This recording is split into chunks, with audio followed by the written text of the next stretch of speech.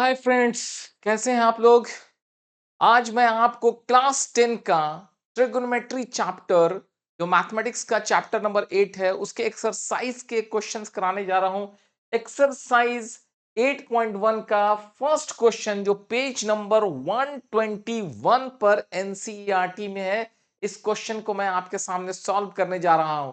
इसके पहले हमने ट्रिगोनोमेट्री चैप्टर के पार्ट 1 लेक्चर जो इंट्रोडक्टरी पार्ट था, ऑलरेडी उसका वीडियो अपलोडेड है। आप उस वीडियो को देख लीजिए, उससे आपके सारे कंसेप्ट क्लियर हो जाएंगे। फिलहाल मैं आपको इस क्वेश्चन पर क्वेश्चन नंबर 1 एक्सरसाइज 8.1 के तरफ हम लोग बढ़ रहे हैं। सो क्वेश्चन आपके सामने है। क्वेश्चन क्या है दोस्तों, देखिए क्वेश्चंस हमारे सामने जो दिया हुआ है वो क्वेश्चन है कि अगर हमारे पास एक ट्रायंगल ए बी सी है, तो कैसा ट्रायंगल ए बी सी और कैसा है राइट एंगल एट बी।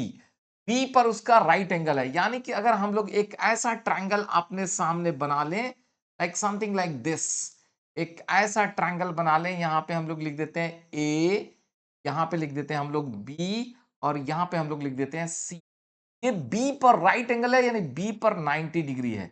अगर ये 90 डिग्री है तो ठीक इसके सामने क्या होगा, हाइपोटेनस। बी के सामने क्या होगा, कर्व। तो अब यहां पे आइए, A B is equal to 24 centimetre.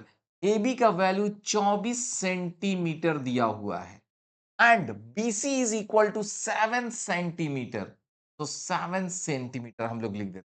अब हमसे कहा जाता है determine sine A and cos A. Okay, तो साइन ए और कॉस ए का वैल्यू निकालना है। सो अब आप बताइए कि साइन ए का क्या डिफिनीशंस था। अगर हम लोग ए यहां से चलते हैं, ए इस एंगल को लेते हैं, तो इस एंगल के ठीक सामने जो साइड पड़ता है वो हमारा परपेंडिकुलर होता है, और ये हमारा बेस होता है। और साइन का क्या डिफिनीशन होता है, sine A, you will write sine A, sine A is equal to perpendicular divided by hypotenuse. ये हमारा डिफिनीशन था जो हम लोगों ने आपको पहले बताया था क्लास 1 पार्ट 1 लेक्चर में। आप उस वीडियोस को देख लीजिए, उस वीडियोस का जो है लिंक भी इस वीडियो के साथ दिया हुआ है, उसको भी आप देख सकते हैं। तो यहाँ पे sine A is equal to perpendicular by hypotenuse.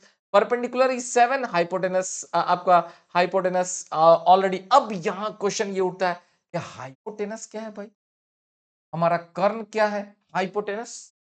तो हाइपोटेनस कर्ण निकालने के लिए हम लोग कौन से फॉर्मूला को यूज करते हैं।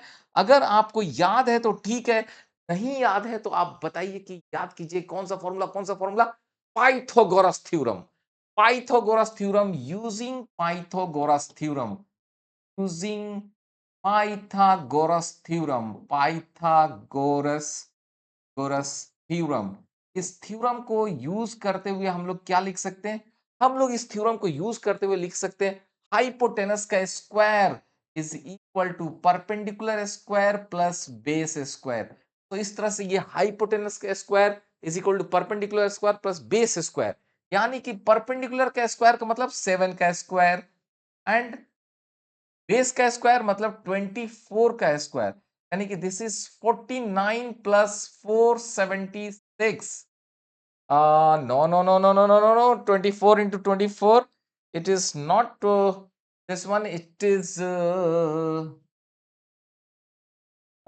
this is, imagine this is 49 plus 24 into 24.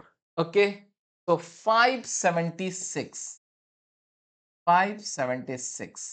This is equal to 625. Okay, so h square is equal to 625.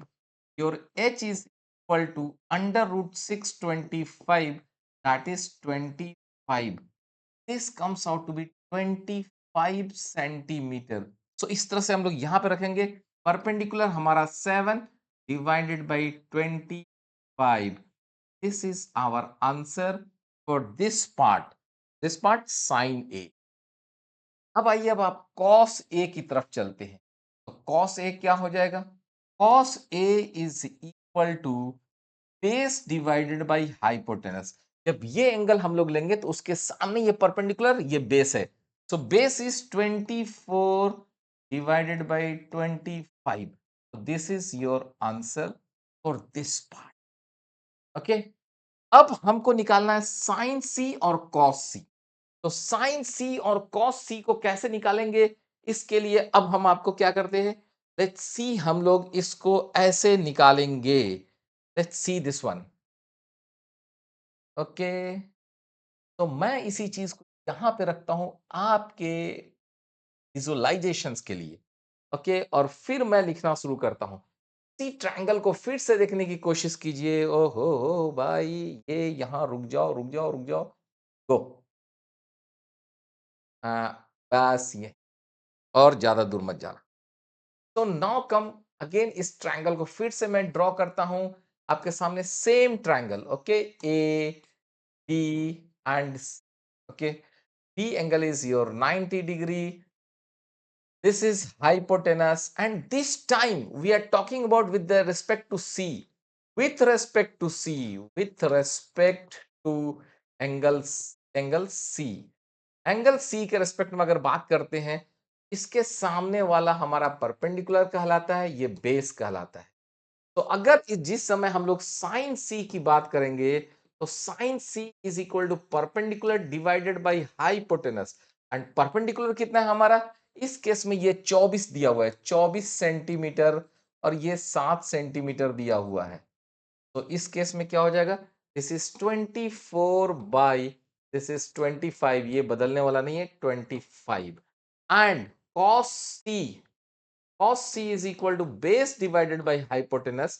इसके लिए बेस क्या होगा, दिस इज बेस इज 7, इस एंगल के लिए ये परपेंडिकुलर ये बेस 7 डिवाइडेड बाई 25। तो these two are the answers. तो मैंने आपको, याद कीजिए कि उस समय भी हमने अपने पहले लेक्चर्स में भी आपको बताया था, फर्स्ट लेक्चर में आपको बताया था कि जिस, देखिए जो राइट एंगल ट्रायंगल है उसका जो 90 डिग्री है उसके ठीक सामने, 90 डिग्री के ठीक सामने क्या होता है, हाइपोटेनस। और रिमेनिंग दो एंगल बचते हैं, ये रिमेनिंग दो एंगल बचते हैं, उसमें जिस एंगल के रेस्पेक्ट में बात कीजिएगा, अगर सी के रेस्पेक्ट में बात कीजिएगा, तो ठीक इसके सामने जो साइड पड़ेगा वो परपेंडिकुलर होगा, रिमेनिंग साइड बेस हो जाएगा। उसी तरह अगर ए एंगल से बात करते तो उसके लिए ये परपेंडिकुलर ये बेस। ओके, तो इस तरह से हमने पहला सवाल आपको बना के बताया, और उम्मीद करते कि ये सवाल आपको समझ में आया होगा।